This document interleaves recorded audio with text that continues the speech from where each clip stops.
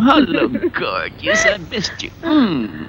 Have you been waiting long? Hindi naman. Nakalimang nobela na ako.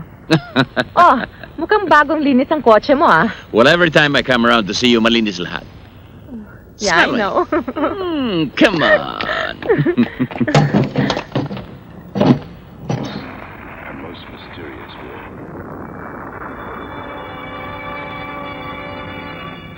America, Vietnam. Ate?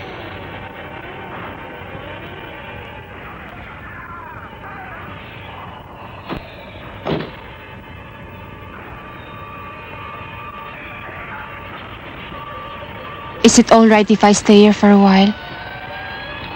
Sure.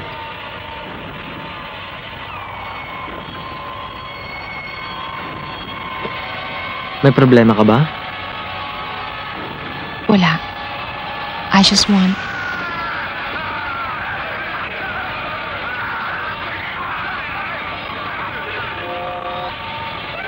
Matagal na rin nung huling pumunta ako rito, hindi ba? Mga bata pa tayo. You need anything? You want a cup of coffee? No, thank you.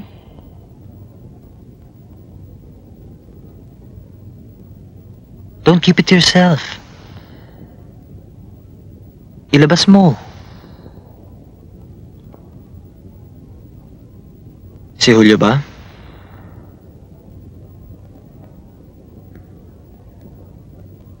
May babae siya.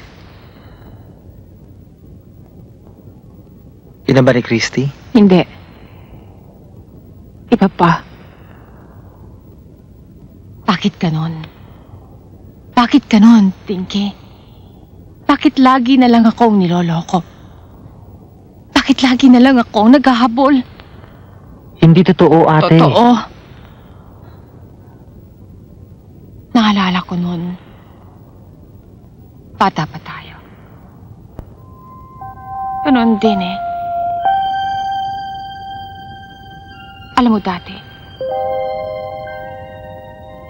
mahal ako ng papa noon.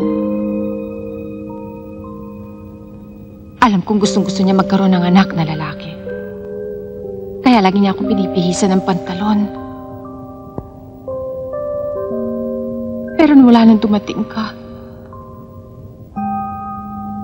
Parang nabaliwala na ako.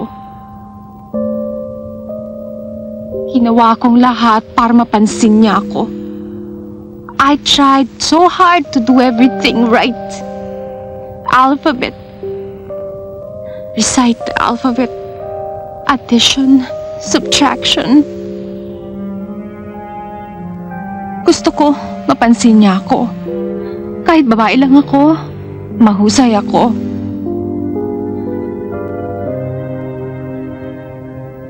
Hindi pa rin niya ako napansin. I was so scared. I was so afraid, you know. Magkamali ako ng isang letra o isang number. Hindi na niya ako mamahalin. Ate. But he never noticed me. Ikaw ang lahat para sa kanya. Kaya, libayan ko ang dibdib ko. Tinuruan ko ang sarili ko. Huwag umiyak. Pero nasasaktan ako. Nasasaktan pa rin ako hanggang ngayon. Huwag mong pigilan ang sarili mo. Umiyak ka kung gusto mo. Nandito ako. Ayoko. Ayoko umiyak. Pinahirapan mo sarili mo. Ayoko umiyak. Ang papa. Ang papa. Bakit sila ganon? Bakit sila ganon, Dinky? Bakit hindi ko may bigay ang gusto nila? Hindi ko may bigay ang gusto nila. Hindi ko na alam. Dinky. Papa. Bakit ka